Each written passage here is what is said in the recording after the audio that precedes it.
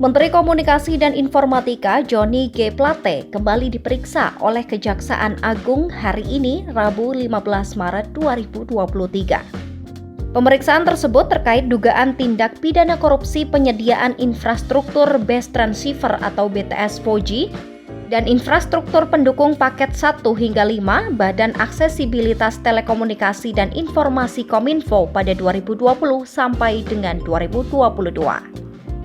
Sementara itu, Presiden Joko Widodo turut merespon terkait pemeriksaan kali kedua salah satu menterinya tersebut. Sebelumnya, Johnny G. Plate sempat diperiksa sebagai saksi pada 14 Februari 2023 dengan kasus yang sama. Hormati, semua proses hukum kita hormati, terhadap siapapun. Johnny G. Plate terlihat sudah sampai di Kejagung pada pukul 9 pagi. Selain kehadiran Menkominfo, Kejagung memastikan bahwa adik Johnny G. Plate, Gregorius Alex Plate, juga turut diperiksa hari ini.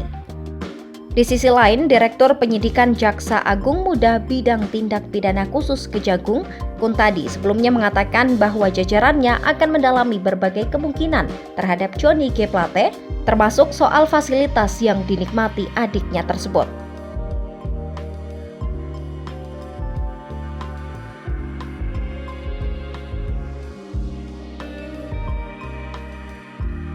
Nantinya, selain memeriksa soal keterkaitan dan peran adik Johnny G. Plate dalam perkara BTS 4G Bakti Kominfo, penyidik juga akan menggali soal perannya selaku pengawas dan pengguna anggaran di Kementerian Kominfo.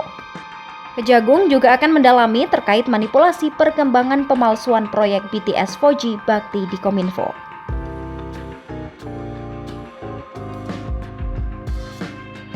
Dalam pemeriksaan yang digelar di Gedung Bundar Kejagung, Johnny terlihat datang dengan membawa sejumlah dokumen. Ia pun diperiksa dengan didampingi penasihat hukumnya.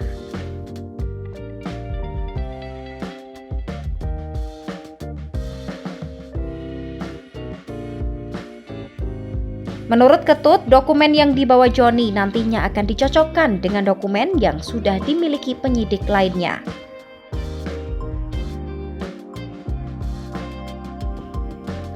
Dalam perkara ini sudah ada 5 orang yang ditetapkan sebagai tersangka. Salah satunya yakni Direktur Utama Bakti Kominfo, Anang Ahmad Latif. Sementara keempat tersangka lainnya adalah Account Director of Integrated Account Department PT Huawei Tech Investment, Mukti Ali, Komisaris PT Solitech Media Sinergi, Irwan Hermawan. Kemudian Direktur Utama PT Mora Telematika Indonesia, Galubang Menak, dan tenaga ahli Human Development Universitas Indonesia tahun 2020, Yohan Suryanto. Akibat perbuatannya, para tersangka dijerat pasal 2 ayat 1 dan pasal 3 junto pasal 18 Undang-Undang Republik Indonesia Nomor 31 tahun 1999 tentang pemberantasan tindak pidana korupsi junto pasal 55 ayat 1 ke 1 KUHP.